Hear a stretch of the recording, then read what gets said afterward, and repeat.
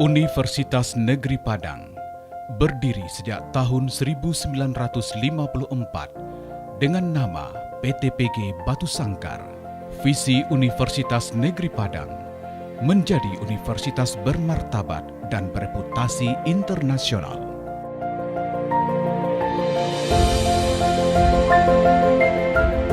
Assalamualaikum warahmatullahi wabarakatuh. Perkenalkan, saya Arisul Mahdi, dosen Departemen Pendidikan Luar Biasa, Fakultas Ilmu Pendidikan Universitas Negeri Padang. Video ini merupakan bagian dari pernyataan diri dalam unjuk kerja Tridharma Perguruan Tinggi atau PDD UKT-PT untuk sertifikasi dosen tahun 2025, khususnya dalam aspek pengajaran. Pada kesempatan ini, saya akan menjelaskan secara singkat mengenai mata kuliah anak berkesulitan belajar yang saya ampu. Mata kuliah ini dirancang untuk membekali mahasiswa pada pemahaman konseptual serta keterampilan praktis dalam memahami konsep anak berkesulitan belajar, merancang dan melakukan asesmen serta menyusun rencana pembelajaran berdasarkan hasil asesmen yang dilakukan. Capaian pembelajaran lulusan dari mata kuliah ini mencakup menguasai konsep teori pendidikan secara umum dan juga teori pendidikan khusus, menguasai konsep teori mahasiswa dan pembelajaran serta karakteristik perkembangan anak secara umum dan juga peserta didik berkebutuhan khusus dengan berbagai jenis hambatan. Mampu mengambil keputusan secara tepat dalam konteks penyelesaian masalah di bidang keahliannya berdasarkan hasil analisis informasi dan data. Mampu melakukan identifikasi dan asesmen serta peserta didik berkebutuhan khusus dengan menggunakan berbagai pendekatan, metode untuk menghasilkan profil belajar peserta didik berkebutuhan khusus sebagai dasar dalam pengembangan rancangan pembelajaran. Dan yang terakhir, mampu mengembangkan dan mengelola kurikulum pendidikan untuk peserta didik berkebutuhan khusus mencakup kurikulum individual maupun secara klasikal untuk mengembangkan berbagai potensi peserta didik secara optimal khususnya dalam pembelajaran. Mata kuliah ini memiliki bobot 3 SKS menggunakan pendekatan case method dan juga project based learning yang menekankan pembelajaran berbasis proyek real dan membahas kasus yang tersedia.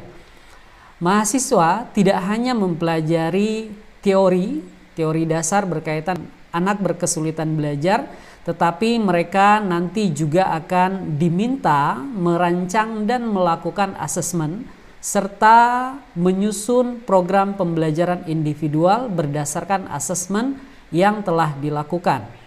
Mata kuliah anak berkesulitan belajar terdiri dari beberapa topik, di antaranya adalah konsep dasar anak berkesulitan belajar dan kebutuhan layanan pendidikannya dipelajari selama 2 pertemuan, identifikasi dan asesmen anak berkesulitan belajar dipelajari dalam 2 pertemuan, menelaah instrumen asesmen anak berkesulitan belajar juga dalam 2 pertemuan, dilanjutkan dengan ujian tengah semester.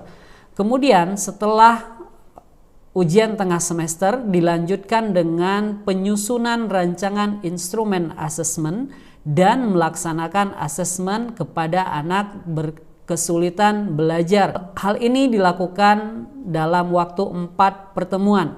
Di 3 pertemuan akhir menyusun program pembelajaran individual bagi anak berkesulitan belajar, serta di akhir pembelajaran ini akan dilakukan ujian akhir semester yang ditekankan kepada project based learning.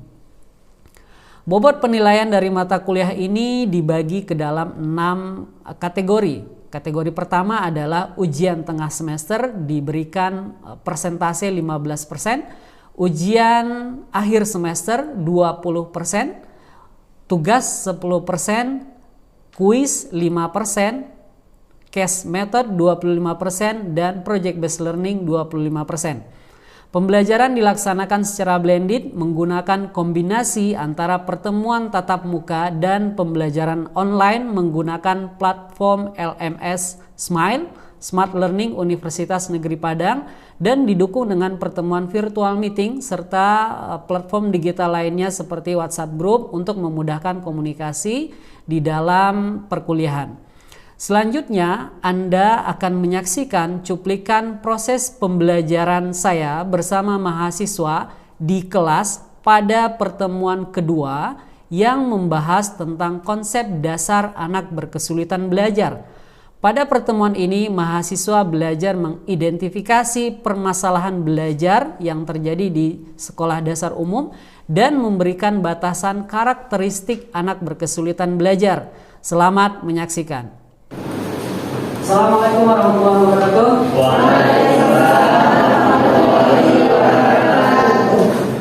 Apa kabar hari ini? Sudah makan siang? Oke, pertama bersyukur kita kepada Allah Subhanahu Wa Taala. Alhamdulillah pada hari ini kita semua yang ada di ruangan ini, insya Allah dalam keadaan sehat, dan kemudian salawat dari salam kita mohonkan kepada Allah supaya disampaikan kepada Nabi Muhammad SAW. Baik teman-teman semua, bertemu kita di kelas ini pada hari yang sama, di hari Rabu di jam 1.30. Perkuliahan ini perkuliahan kita yang kedua. Setelah minggu lalu kita sampaikan orientasi berkaitan dengan perkuliahan anak berkesulitan belajar. Sebelum kita mulai perkuliahan, barangkali silakan teman-teman cek dulu atau ambil presensi kehadirannya di aplikasi MyUMP masing-masing. Silakan.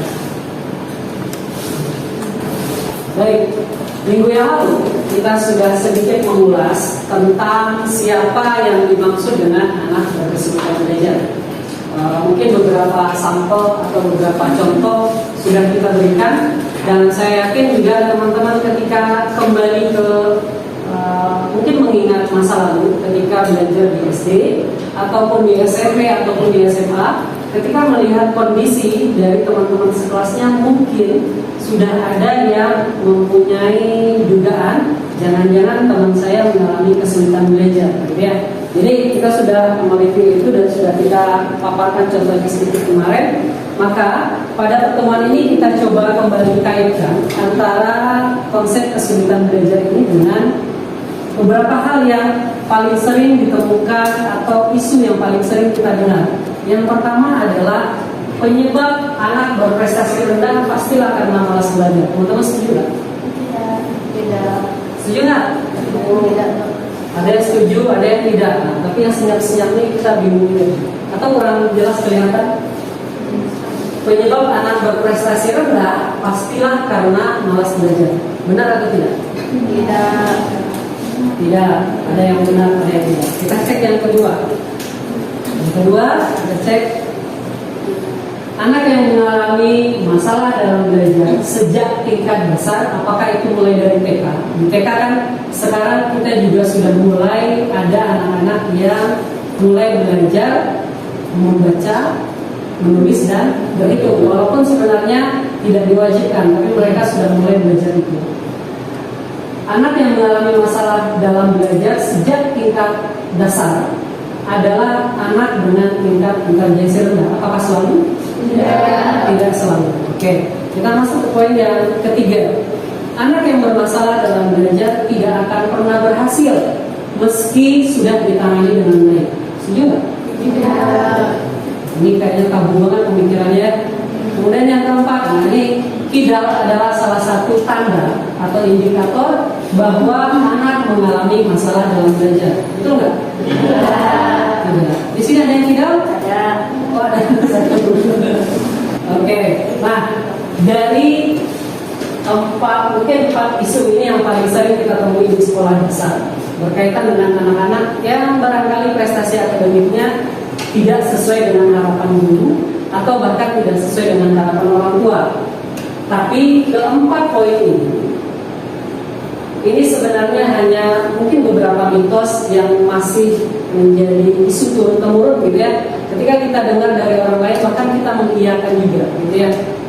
Kenapa kita mengiyakan? Karena mungkin kita belum tahu berkaitan dengan konsep dan kondisi yang real itu seperti apa. Maka kita menjadi terbawa dengan isu-isu yang ada ini. Nah, maka pada hari ini di mata kuliah anak berkesulitan belajar di pertemuan kedua, kita akan mencoba kita cek dulu deh kembali ke kelas. Setidaknya ketika teman-teman melihat kembali ke kelas, gitu ya, di kelas sekolah dasar khususnya, bukan di SLB. Karena kalau di SLB mungkin barangkali kita tidak akan menemukan anak berkesulitan belajar. Walaupun mungkin ada mereka di sana, tapi mayoritas tidak akan kita temukan di sana. Dan mereka, keberadaan anak berkesulitan belajar ini biasanya adanya di sekolah dasar umum, atau bahkan mungkin sekarang kita lebih sering mengenalnya dengan sekolah dasar inklusif, gitu ya. Nah, ada setidaknya ada empat jenis permasalahan anak yang terdapat di sekolah dasar umum. Di sekolah dasarnya ada 4 nih, yang biasanya kadang-kadang ketika kita tidak teliti membedakannya, mereka dianggap semuanya kesulitan belajar, atau bahkan semuanya dianggap lambat belajar. Biasanya 2 kategori itu saja yang paling sering ditemui di sekolah, gitu ya. Dan bahkan gurunya sendiri pun, mungkin maksudnya adalah guru kelas, gitu ya. Guru kelasnya sendiri pun kadang-kadang ketika ada anak yang memang prestasi rendah, itu kadang-kadang langsung dijudge dia ABK, ABK-nya apa? Lambat belajar. Kebanyakan kalau kita lihat dari hasil identifikasi dan juga pernyataan guru di sekolah dasar umum, mereka menyatakan kebanyakan anak-anak yang prestasinya rendah itu dinyatakan sebagai lambat belajar. Itu kenyataan yang ada di lingkungan persekolahan dasar, terutama mungkin konteksnya ketika kita observasi di Kota Padang. Jadi hal seperti ini sering terjadi. 4 hal ini, yang pertama adalah anak dengan disabilitas intelektual. Teman-teman sudah lihat kan ya? Oke. Yang kedua, ada anak dengan slow learner. Mungkin ini belum terbahas secara spesifik di dalam mata kuliah sebelumnya.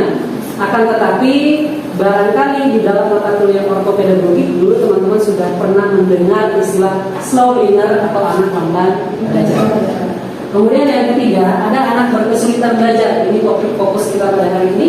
Dan yang keempat, ada anak dengan masalah belajar. Nah, sekarang saya ingin tahu dulu nih pendapat dari teman-teman berkaitan dengan keempat poin ini. Kira-kira gimana bedanya?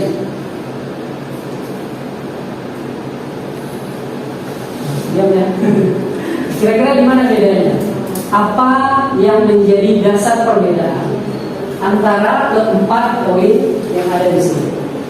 Ada yang mau berpendapat? Silakan Risa.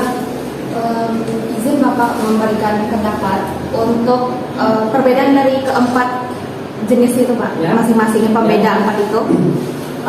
Mungkin pendapat dari Risa, kalau untuk anak disabilitas intelektualnya sendiri itu memang IQ-nya itu memang di bawah rata-rata. Kalau untuk anak slow learner itu IQ-nya pas di ambang batas. Kalau berkesulitan belajar itu tidak di bawah IQ rata-rata.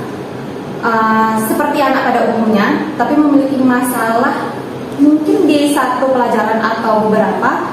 Kalau untuk anak dengan masalah belajar, mungkin itu anaknya tidak mengetahui gaya belajarnya mungkin. Jadi ada masalah nih di pelajarannya karena dia nggak tahu nih gayanya gimana gitu, gaya belajarnya gimana, mungkin visual atau kinestetik. Mungkin itu Pak. Oke, terima kasih banyak. Bisa ada yang mau berpendapat lagi? Kalau menambahkan boleh, atau kalau mau menanggapi juga boleh. Silakan Angguna mungkin kalau ada. Baik Pak, terima kasih izin Pak. Itu menambahkan mengenai perbedaan ADB dengan anak terutama saudara saya Pak. Nah, menurut saya anak berkesulitan belajar ini adalah anak yang mengalami sama seperti Lisa tadi, masalah belajar, kesulitan belajar pada beberapa pembelajaran seperti kesulitan belajar membaca, berhitung, sama menulis. Nah itu emang terjadi mungkin salah satunya atau ketiga-tiganya Pak. Tapi kalau masalah belajar itu kesulitan belajar tersebut terjadi karena masalah internal. Nah kalau masalah belajar terjadi karena masalah eksternal, mungkin keluarga faktor keluarga atau mungkin pola asuh dan lain-lain. Oke, terima kasih Anugrah. Ada yang mau menambahkan dulu? Oke, kalau tidak ada kita kasih aplaus untuk teman kita berdua. Baik, dari pendapat yang dinyatakan oleh Risa, juga pendapat yang dinyatakan oleh Anugrah, kita barangkali sudah mulai bisa mengambil benang merah atas perbedaan keempat kondisi ini.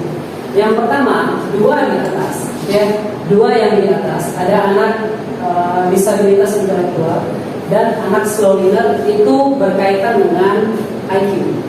Kemudian dua di bawah, gitu ya, ada anak berkesulitan belajar, ada anak yang lambat, yang masalah belajar, itu tidak berkaitan dengan IQ. Dia barangkali memiliki IQ rata-rata atau bahkan di atas rata-rata. Nah, secara spesifik kita bisa katakan yang paling atas ini adalah anak disabilitas intelektual ini IQ-nya 2 standar deviasi di bawah rata-rata. Rata-rata itu kan tergantung dengan standar tes IQ yang digunakan.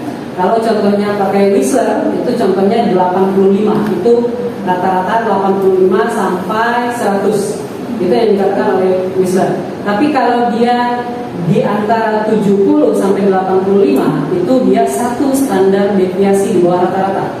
Artinya dia masuk ke dalam ambang batas, kata Risa tadi. Dia adalah borderline. Mereka yang punya IQ di bawah rata-rata tapi tidak termasuk tunagrahita. Nah, gitu pengertiannya. Dia di bawah rata-rata tapi tidak termasuk tunagrahita. Nah, itulah mereka yang dikatakan slow learner. Salah satu karakteristik dari mereka adalah mereka biasanya membutuhkan waktu yang agak lama dalam memproses dan juga merespon informasi yang diberikan. Nah, mungkin sangat berbeda dengan disabilitas intelektual tadi yang karena 2 standar deviasi di bawah rata-rata. 2 standar artinya ketika tadi kita katakan yang borderline itu 70 sampai 85, maka mereka yang mengalami tunagrahita ini adalah yang di bawah 70. Atau ada orang yang menyatakan dalam rentang 0 sampai 70. Jadi ini adalah hal yang memang sangat berkaitan dengan intelektual atau IQ. Jadi barangkali kalau teman-teman menemukan di kelas ya, atau nanti ketika observasi ada bertemu dengan kondisi anak yang dia loadingnya lama gitu ya, nah curigailah jangan-jangan dia mengalami lambat belajar. Atau kalau sangat-sangat terlalu lama, maka barangkali dia mengalami disabilitas intelektual. Itu kondisi yang disabilitas intelektual dan slow learner. Kemudian yang 2, anak berkesulitan belajar dan anak masalah belajar ini, mereka dampaknya sama, tapi sebenarnya status pemicunya beda. Walaupun barangkali ada anak yang dengan masalah belajar nanti akan menjadi berkesulitan belajar, ada. Tapi sebenarnya kalau kita perhatikan dari 2 aspek ini, yang pertama berkesulitan belajar IQ-nya normal, sama dengan anak yang masalah belajar. Kemudian bisa jadi di atas rata-rata, gitu ya, atau bahkan di rata-rata. Kalau kita telusuri lebih dalam, maka anak berkesulitan belajar ini penyebabnya dari faktor internal. Jadi dia tidak karena gurunya tidak pandai ngajar, bukan karena kondisi di dalam lingkungan keluarganya, atau bukan karena dia menjadi korban bully di kelasnya, tapi karena memang faktor internal yang berkaitan dengan prosesing informasi atau proses pemrosesan informasi dalam sistem neurologi yang dia miliki. Tapi kalau anak yang dengan masalah belajar, ini adalah penyebab terbesarnya adalah dimulai dari. Nah, salah satu contohnya adalah ketika COVID melanda di tahun 2020, pembelajaran dilangsungkan secara online. Sekarang kan 2025 ya. Nah, di tahun 2020 contohnya ada anak kelas 1 SD. Kelas 1 SD tiba-tiba dia sudah daftar gitu ya. Kemudian pas sudah daftar, tiba-tiba langsung COVID, dia belajar di rumah. Kemudian masuk sekolah lagi secara tatap muka itu kan tahun 2022. Setahun lebih atau kurang lebih 3 semester dia tidak belajar secara tatap muka di sekolah. Kira-kira apa dampaknya? Salah satunya ya dia mengalami masalah belajar. Kalau teman-teman ada yang tertarik dengan riset ini, barangkali boleh mau observasi di sekolah tentang kondisi apa sih atau bagaimana sih kondisi anak dengan masalah belajar atau anak dengan kesulitan belajar, itu diperbolehkan. Jadi itu adalah salah satu contoh sederhana dari konsep anak berkesulitan belajar dan juga anak yang mengalami masalah dalam belajar. Kira-kira bisa dipahami? Oke, kalau begitu kita ada sebuah kasus, mohon maaf, tunggu sebentar, akan di mana bisa kita tampilkan saja kasusnya. Nanti silakan dicoba diskusikan dengan teman-temannya. Kira-kira saya menyediakan 4 buah narasi kasus. Nanti silakan diskusikan bersama teman di kelompoknya. Kira-kira kasus pertama itu anaknya termasuk kesulitan belajar atau bukan? Ya, tunggu sebentar ditampilkan. Silakan dicek grup WA kelas kita. Di sana sudah dipaparkan berkaitan dengan atau sudah dikirimkan file yang berkaitan dengan narasi kasus dari sampel anak keempat kasus yang kita bahas tadi atau keempat kategori yang kita bahas tadi. Silakan didiskusikan bersama teman-teman kelompoknya dalam waktu 4 menit barangkali bisa atau 5 menit? Bisa? Oke, mungkin 5 menit silakan.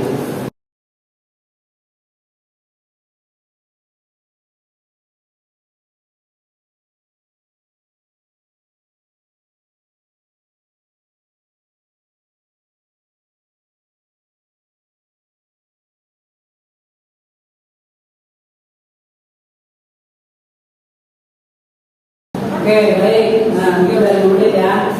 Apa? Jadi sekarang kita coba cek berkaitan dengan hasil diskusi yang telah dilakukan bersama kelompok masing-masing. Kita coba cek yang pertama berkaitan dengan kasus Andi. Di sini berpikir Dina tidak mengalami masalah. Nah, kira-kira dia termasuk dalam kategori yang mana? Usianya baru 8 tahun, kemudian belum bisa membaca pemahaman, di matematika dia juga bermasalah. Silakan, kesulitan belajar. Oke, makasih Anissa. Ada pendapat lain? Ada alasan tambahannya? Karena anak tersebut ada kendala di matematikanya, terus di dalam membaca juga dia masih udah bisa membaca, tapi pemahamannya bisa, tapi yang membaca semua. Oke, makasih Anissa. Ada yang lain yang mau berpendapat, berseberangan pendapat, boleh Pak?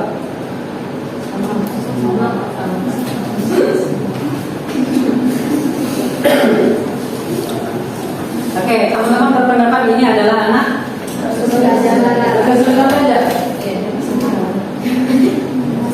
Betul. Anak dengan masalah belajar. Kenapa coba Melani? Tidak sesuai dengan umurnya. Ada tadi pendapat yang lain? Rizky atau Rizkina tadi?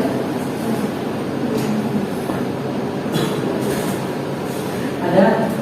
Bisa? Mungkin karena ini faktor masalah saya belajar karena itu lebih ke audio Pak. Oke, gaya belajar. Oke, jadi dia termasuk masalah belajar. Oke, dari pendapat yang teman-teman nyatakan, Risa masih ada, silakan.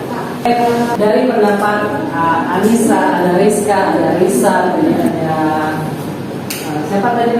Ada beberapa teman kita yang berani sudah menyampaikan pendapatnya. Akan tetapi sebenarnya poin pertama kita di sini adalah secara logika dia tidak mengalami kendala. Ketika secara logika dia tidak mengalami kendala, walaupun pada mata pelajaran dia punya masalah, gitu ya, itu kita mungkin lebih cenderung menyatakan dia adalah anak dengan masalah belajar. Ditambah dengan faktor usianya yang juga belum, maksudnya dia agak terlalu cepat tuh masuk sekolahnya. Jangan-jangan dulu perkembangannya belum matang, dia sudah harus belajar.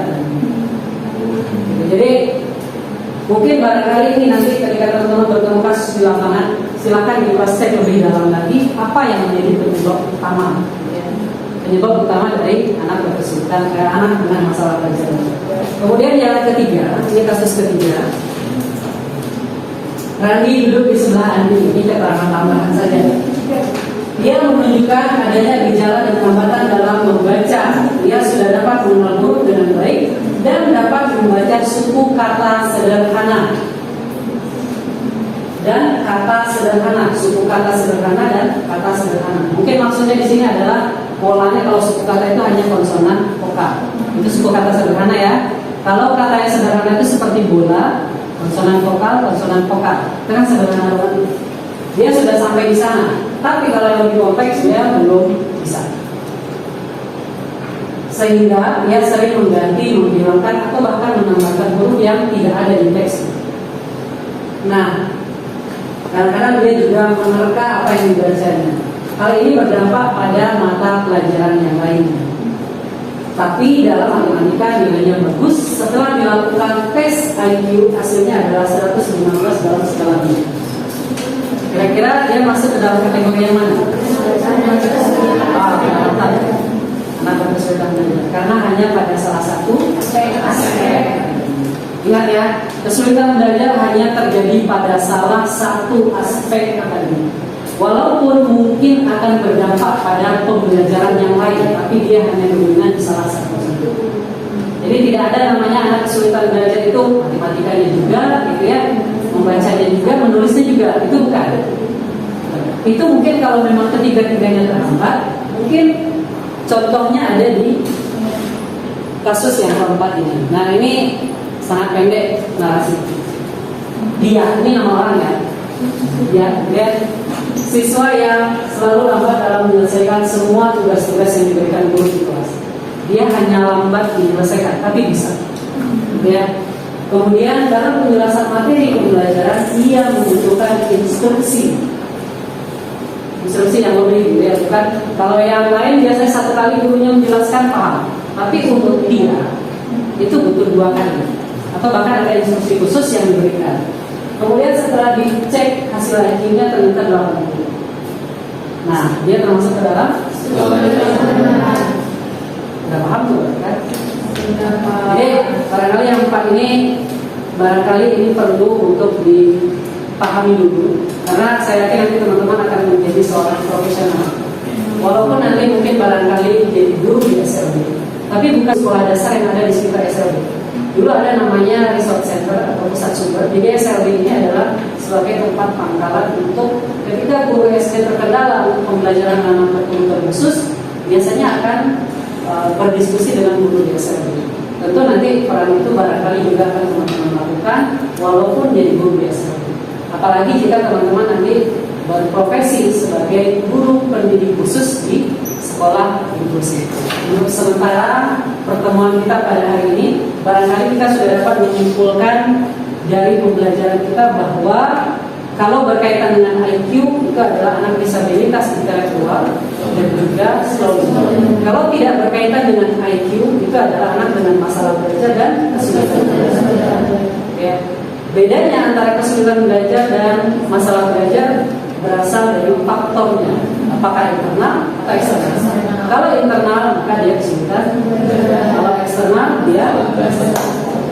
Itu saja, terima kasih untuk hari ini. Barangkali nanti silakan dibaca kembali di LMS kita. Di sana sudah banyak sebenarnya bahan-bahan referensi bacaan. Silakan dipahami kembali. Barangkali di minggu depan kita akan membahas hal yang lebih spesifik lagi dari pertemuan kita pada hari ini. Terima kasih. Assalamualaikum warahmatullahi wabarakatuh.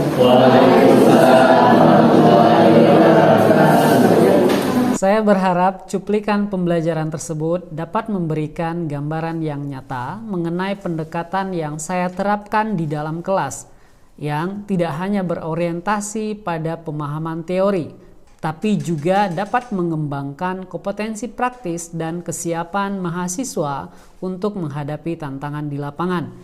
Terima kasih saya sampaikan kepada Direktorat Jenderal Pendidikan Tinggi serta seluruh tim sertifikasi dosen SMART 2025 atas kesempatan dan dukungannya. Saya juga mengucapkan terima kasih kepada pimpinan, dosen, dan staf Universitas Negeri Padang serta semua mahasiswa yang telah berkontribusi dalam proses pembelajaran ini. Demikian yang dapat saya sampaikan, semoga bermanfaat dan menjadi bagian dari upaya peningkatan kualitas pendidikan tinggi di Indonesia. Assalamualaikum warahmatullahi wabarakatuh.